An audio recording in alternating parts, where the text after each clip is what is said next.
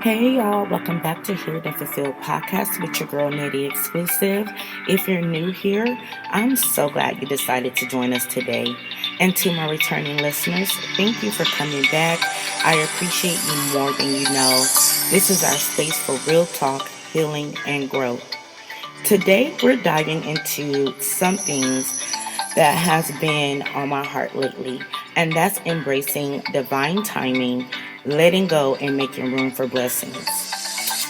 You know, life has a way of throwing curveballs at us. Sometimes it feels like we're holding on tight to things, relationships, jobs, even old habits, that we end up blocking our own blessings. It's like standing in the way of our own growth. And let's be real, that's not what we want. But how do you know when it's time to let go? How do you recognize those moments when the universe or God is pushing you to move on? In this episode, we're going to talk about the signs that it's time to release what's no longer serving you and how to trust the process. Even when it feels like everything's falling apart. Today, I will be sharing some real life examples and breaking down what happens when you hold on too long. And how can you open yourself up to receive the blessings that are already on their way? So let's settle in, whether you're driving, working out, or just relaxing at home. And let's get into it. This is what typically happens in life in regards to manifesting and aligning with the life you desire. Divine timing. You're just living your life, and then, boom, one day you just know it's time. You wake up, and something is different. Something comes over you. An event triggers you to want to change. You have been getting nudges to let something or someone go, and you finally come to the realization that it's time. This could be a hating ass friend you know secretly doesn't like you because your intuition has been telling you, or your mama told you, that girl ain't your friend. But you still try to see the good in them. Your people-pleasing era won't let you no longer give this person access to you. This person is never happy for your wins. And you tell them some good news prematurely, oh, it's going to fall through. Or this friend is a spiritual handler. And if you don't know what a spiritual handler is, it's someone who has been assigned to your life to deter you from your path or purpose. Another example is you've been pushed to quit a toxic job because it no longer aligns with you, and your mental being is deteriorating. We must put our own well-being before anything, but you're terrified of the unknown and where your income will come from. You don't have the faith to trust the process and God because your faith is as small as a speck of dust. Or it's time to leave that man or woman alone because they aren't growing with you. They're made you miserable and you're in the gerbil wheel of the same cycle. There's nothing else written in this connection because this person is a karmic relationship. A karmic relationship is one that's codependent, trauma bonding, love addicting, dysfunctional, and even abusive. This person's only meant to be in your life for a certain period of time, a season. You have attachment issues that won't let you let this person go. You don't get along, and they don't even like you for real. You're just there because you've gotten comfortable and are scared of what the unknown, and you're afraid to be alone. But today, you've decided it is the day for change. You're tired and you realize you no longer align with the life you're living. You do what needs to be done and make room for new opportunities, new blessings. You feel an instant relief. Well, sort of. You feel you did what was right for you and your well-being. The stubborn people in the back who decides to ride it out, be lazy about their life, and be hard-headed, don't worry.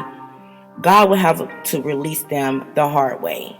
It will have to release that job that you don't want to quit because you're scared to be a brokey for a short period of time and not trusting in God. Or God will make that relationship hurt you so bad that you have no choice but to leave that person alone. And when God does this, it's going to be in the form of you getting fired. Like I said, that man or woman you're dating, again, doing something you can't forgive. So you're forced to release them. Your friend will also show her true colors or his true colors, and you'll have no choice but to remove him or her. So now you're in a vulnerable place because it's been weeks, maybe even months, and things seem to get worse before they get better. You're sad and depressed, rethinking your decisions. But what you don't know is that God is working behind the scenes. In order for you to move into your next season or your next timeline, you prayed for and manifest. But it doesn't happen right away. The tower moment is what you're currently in. I call this the tower moment. And for those who don't know what a tower moment is, it's the connection between destruction and creation. And in order for you to get to the other side, a tower moment has to happen. It's like an intermittent break or timeline shift before God's or the universe shows out and your blessing comes. Just know and remember, you created room for your blessings. You got rid of everything that no longer aligned with you. And the things that have aligned with you, they're getting moved around so everything in your life aligns exactly how it needs to be. So if you're in a tower moment right now, I encourage you to have faith the size of a mustard seed, not a speck of dust. You're going to have to show gratitude, be grateful, pray, stay optimistic and positive. Complete your plans that you have control over. No need of crying over spilled milk. You know you did your part. Let God or the universe do the rest for you. Sometimes it's in random changes that even won't be a part of your plans that your blessings come in. One day, you'll just start noticing you're getting calls for interviews while out running errands, minding your own damn business. You'll meet a man or a woman and decide to give them your number. After talking or texting them, you notice that you're on the same wavelength with this person and they pass the vibe check. You both have the same interests and you're actually attracted to them for once. Things are flowing nicely, right? Or you meet a random person and spark up a conversation because you notice they have on the same earrings as you and you recently bought yours.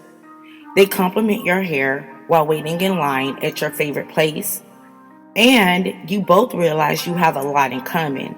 So you both decide to exchange numbers and do something fun that you guys both like. These are just examples. I say all of this to say, sometimes some things don't work out and they don't align. It's not because God is against you or you just you're a victim of circumstances, but it's for your greatest good. So thank God every time something doesn't go your way, because you know those blessings are on their way. God is just making room. The universe is making room for you. Remember to let go of what no longer aligns with you or who you are or serves the purpose it was intended to. Here's a reminder. While you're in your tower moment, you're in between. Have faith the size of a mustard seed, not a speck of dust. Again, show gratitude, be grateful, pray, stay optimistic and positive, complete your plans that you have control over, and then you'll start receiving your blessings. A few years ago, I had a social media mutual DM me because she wanted advice. She and her ex had recently broken up, Her job was stressing her the hell out, and she was depressed.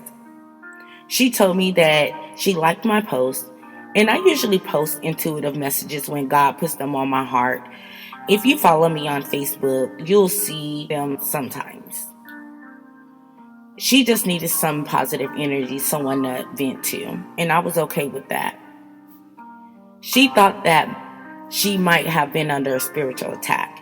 And if you don't know what a spiritual warfare attack is, or a spiritual attack, is when the enemy, which can be supernatural or in human form, tries to do anything to keep you from winning, possibly attacking your mind, your family, your money, your overall well-being.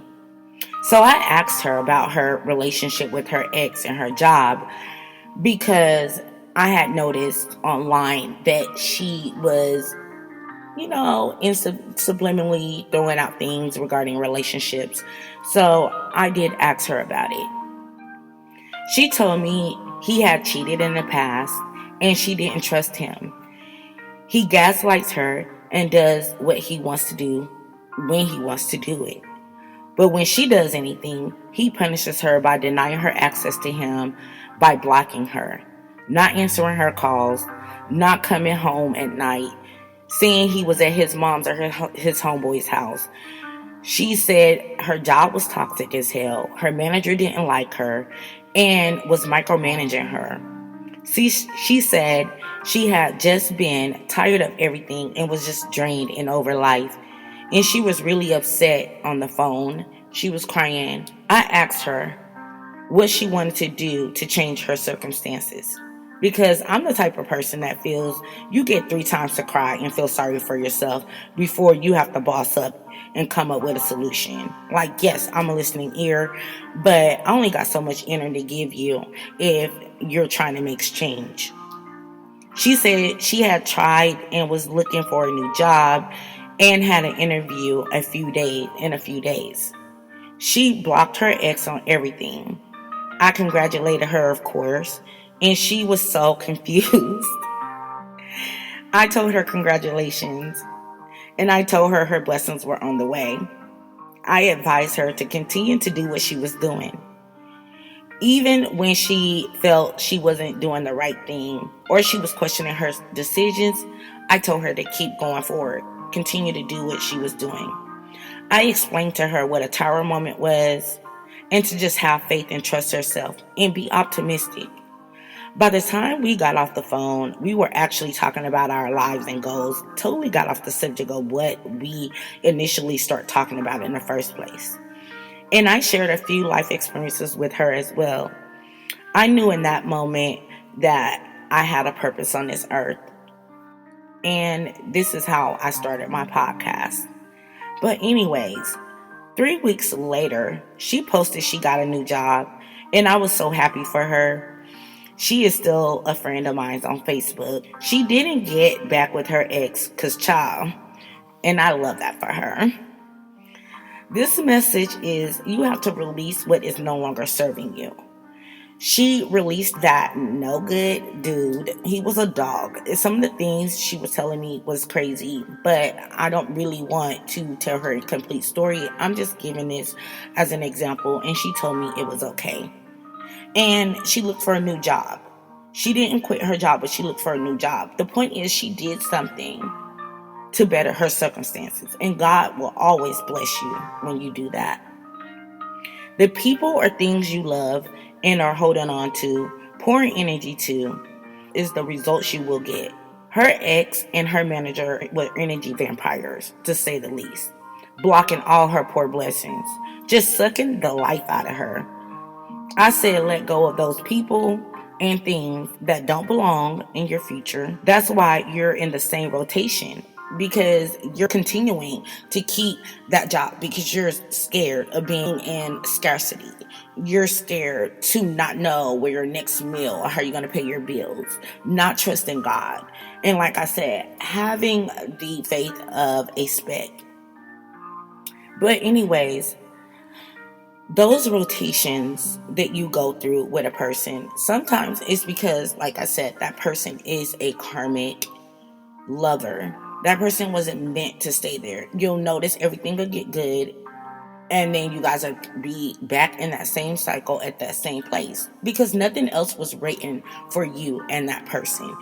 You're going to continue to go in that cycle. You have to let them go.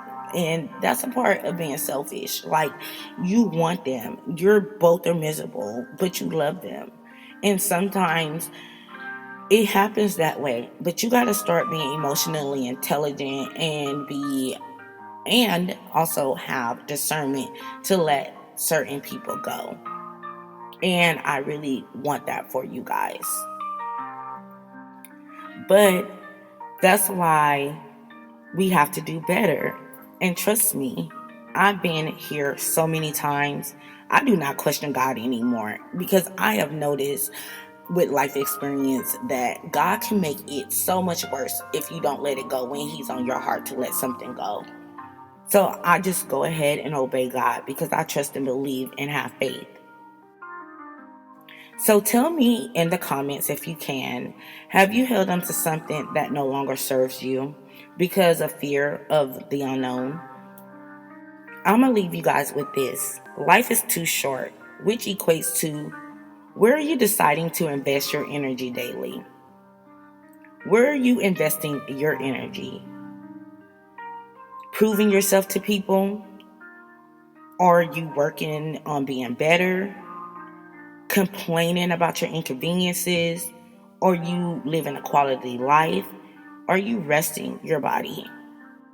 Are you just sitting there fighting with your baby's dad or baby's mom, screaming into your phone on the internet about something somebody did to you? Are you healing your toxic wounds, redirecting negative thought patterns? Or are you chasing those who don't love you? Or are you spending time with those who love you? Are you making a difference in your community? Or are you looking at someone else's plate and not focusing on your own, copying someone else's identity? Or are you doing your self rediscovery? Or are you comparing yourself to someone else? Or are you sitting around being resentful? Or are you forgiving those who have wronged you? Be intentional with where you invest your energy. It determines what will grow in your life.